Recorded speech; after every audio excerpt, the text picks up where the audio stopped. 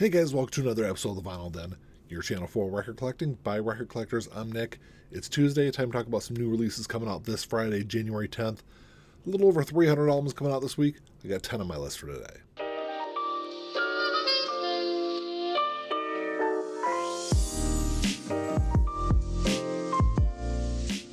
There's a bunch of links down below. You got links for the Vinyl Den Facebook group, for the merch page, for the Spotify and Apple Music playlist that I put together every week, and the Patreon page. So make sure you check all that out. Like always, if you enjoyed the episode, make sure you give me a thumbs up, hit that subscribe button down below, and make sure you hit that notification bell so you're notified every time I release new episodes. Like I said in the intro, a little over 300 albums coming out this week. I'm only going to talk about 10 of them on the show, though, so if there's something you're looking forward to grabbing this week that I don't talk about, make sure you drop me a comment down below. Let me know what that is. And like always, if you're unable to find these in your local brick and mortar stores, they should all be available online. I'll put links down below in the comment section for them. You can also always go over to the Vinyl Den store on Amazon. I got pre-orders on there. I got new releases, all sorts of cool stuff to check out. Before I get to the list, I will say if you're looking forward to some Rhino Start Your Ear Off Right releases, there are none of them this week. This is the only week during January that Rhino doesn't have anything coming out. There are some good releases coming out this week. The first one is Childish Gambino, Atavista. So this came out back in May. So this is actually a reissue of his fourth album, which is 3/15/20. This is a 2 LP release. It's going to run you about $34. So when 3/15/20 came out back in 2020, it was up for just like a short period of time, and then it got pulled down off the internet. And then like a week later, it was uploaded to all the streaming services. And I always thought it was kind of weird how that rolled out. And I guess what ended up happening was it wasn't really supposed to come out. The label pushed it out to all the streaming services before the album was actually finished. So what you're getting this week, and I guess what you've had since May, is the finished product. So Atavista is the finished album. I haven't listened to it. I love Because of the Internet, and what was the other one that came out? Awaken My Love. I love both those two albums. Those were the ones that came out before 3/15/20. And then when that album came out, I listened to it maybe once or twice. I wasn't a huge fan of it. I think that because of that, I just haven't gone back and listened to this updated or finished version of the album yet. And I guess it was because of the beginning part of the pandemic. I guess the label just wanted to have the album out. So they put out the unfinished product. We finally did get the finished version of it after 4 years. So that is going to be available on vinyl this week. Then you've also got Ringo Starr Look Up. So this is his new album, 21st studio album. It's going to run you about $30. This is kind of an interesting release because this is a country album. It's his first album in over 5 years. He partnered with T-Bone Burnett to produce this new album. I don't know. I've never been a huge fan of Ringo's solo material. I'm even lesser of a fan of country music. So I'll at least stream it and check it out. There are 11 original tracks on here. He's got Billy Strings on here, Molly Tuttle's on here, Alison Krauss, so a lot of great musicians that he's partnered with on this new release. There's also The War on Drugs, Live Drugs again, coming out this week. So this came out back in September. It's a 2 LP live album. It's going to run you about $30. So this is all recorded over a bunch of different dates. I think it was from the U.S., Europe, and Australia back in 2022 and 2023. So the funny thing is about this album, so the band released Live Drugs, which is a live album that they released, I think it was 2021 or 2022 when that came out. And then they did the Live Drugs tour. So this is a live album based off of a tour that they did for a live album. So I think it's kind of funny that they're like this endless loop of live albums or live material from the band, but they're a great band. If you're unfamiliar with the War on Drugs, they're one of the best rock bands of the 2000s. I can't believe they've been around for 20 years now, but this is a great live album. They're a great band. If you're unfamiliar with them, definitely go back and check them out. I think there's 11 tracks across the 2 LPs.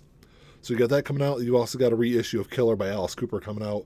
Came out back in 1971. It was his fourth studio album. It's going to run you about $40. So this is actually a reissue. So this is a Friday Music release. This is a reissue of the 50th anniversary release that Friday Music put out back in 2021. And for that 50th anniversary release, they replicated the original packaging for the album. Comes with the 1972 calendar in it. It's a cool release. I love Killer. For the longest time, it was my favorite Alice Cooper album. I think it's kind of dropped back a little bit. I probably put Billion Dollar Babies over it just a touch, but some great tracks on there. Desperado is one of my favorite Alice Cooper tracks of all time. Dead Babies is on there. Under My Wheels, Be My Lover. Some really classic Alice Cooper tracks on that album.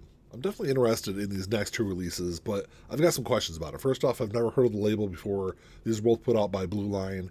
and they're both FM broadcast recordings. So the first one is Aerosmith and Jimmy Page, live on air 1990. I guess this was released back in 2022 as like a bootleg CD.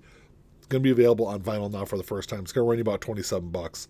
So the first 6 tracks on here are all recorded August 20th, 1990 at the Marquee Club in London with Jimmy Page. Jimmy Page has been friends with Aerosmith for a very long time. So they got together, played some tracks. And that's the part of the album I'm really looking forward to. And then I think there's 15 or 16 total tracks on here.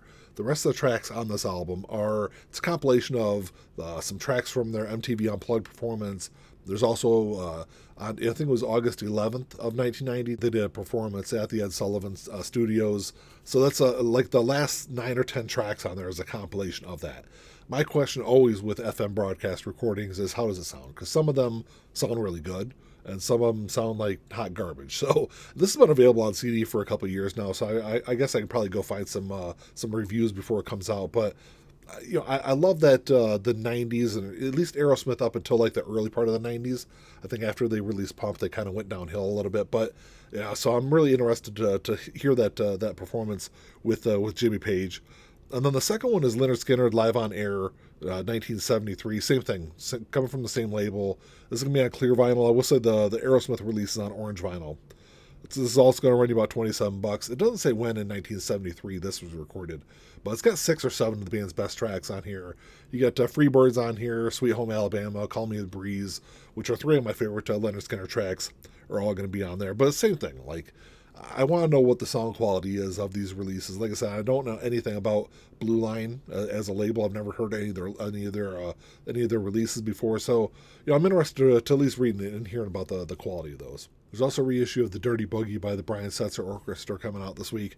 So this came out back in 1998. It was their 3rd studio album. It's going to run you about $36. For anyone that does remember, like the late 90s, there was this huge swing movement that happened, which is really kind of strange. But this was released during the height of that. To be honest, this is the only Brian Setzer Orchestra album I've ever listened to before. I think it is their best known album. This has been out of print for a really long time. It was available on vinyl when it was released in 98. It wasn't reissued until early 2024. It was like super limited. I want to say it was like 300 or 400 copies, so it is getting a wider release this week. I had this on CD back in the early 2000s. I'm a fan of a couple of tracks on there. I was never huge into swing music, but it's definitely an interesting album to go back through and revisit if you haven't listened to it in a couple of decades. But there's also a reissue of Rough by Tina Turner coming out this week. It's coming out back in 1978. It was her 3rd studio album. It's going to run you about $24. So this was the first album she released after her divorce from Ike, which also happened in 1978. Now this was the second album in a row where Tina had gone to this more like rock-oriented sound in her music. These are all blues and disco covers on this, but it's done with that Tina Turner rock kind of sound to it. There's a great cover of The Bitch Is Back on here by Elton John. Also Fire Down Below by Bob Seger. 2 great tracks. She does a great job with them. I mean, Tina Turner is an absolute classic, and this is a really good one also. If you haven't listened to this in a long time, or if you're unfamiliar with her 70s stuff before she really kind of made that big comeback in the 80s, it's a good album to go back to. I feel like I haven't talked about any big music on vinyl releases lately. There's a good looking one coming out this week. This is Art Blakey, Album of the Year. So this came out back in 1981. It's going to run you about $37. The thing I will say about music on vinyl releases, a lot of times they tend to be limited releases. A lot of times they're on colored vinyl also. This is just on black wax. It doesn't look like it's limited, because a lot of times they're like limited to 1,000 or 2,000 copies. I will say I've been a big fan of Art Blakey ever since I got really big into jazz music a few years back. He's one of my favorite jazz musicians of all time. I didn't know this album existed though, so I need to go back through and check this one out. When I was doing my notes last night, I don't remember if this was available on streaming services. If not, I'll go on YouTube. I'm sure there's clips of it on there. But, it's one I'll check out for sure. I will say there's 2 different versions of this album. When this album was first released, it was released with just 6 tracks. And then in 2015, it was reissued with 2 additional bonus tracks on there. Those bonus tracks are not on this release. But, it's got some great musicians on here, though. He's got Wynton Marsalis on here, Robert Watson, Bill Pierce, James Williams. It's Art Blakey, so I'm sure this is going to be a fantastic release. And then the last album I got on my list is Lightnin Hopkins, Lightning Strikes. So this came out back in 1966. It's going to run you about $39. This is part of the Verve Acoustic Sound series. They're always mastered from the original analog tapes. They're pressed at QRP. They always sound great. I will say, as somebody that has, I guess, been a casual fan of blues for, I guess over the last year or so, I've started getting more into blues, which is ridiculous. I mean, I'm a huge fan of music in general, but it's just that genre that I've just never really kind of gotten into. And I've slowly started listening to stuff over the last probably 12 or 18 months. I've actually streamed 2 of his albums before. There was a self-titled album from, I think it was 59. And then there was, I think it was Last Night Blues from 61. I've streamed both of those albums. They're both really good. I'm sure this is going to be another fantastic release. Well, that's all I got for you today, guys. Thanks for checking the show out. Make sure you drop me a comment down below. Let me know what you're looking forward to grabbing this week. I'm probably going to grab that Childish Gambino. Depending on the sound quality of those that Aerosmith and that Lynyrd Skynyrd release, I might grab those. I might grab that Art Blakey also. We'll see what I end up grabbing it when I make it to the record store this week. But like always, if you enjoyed the episode, make sure to give me a thumbs up. Hit that subscribe button down below. That's all I got. Until next time, keep on spinning. Peace.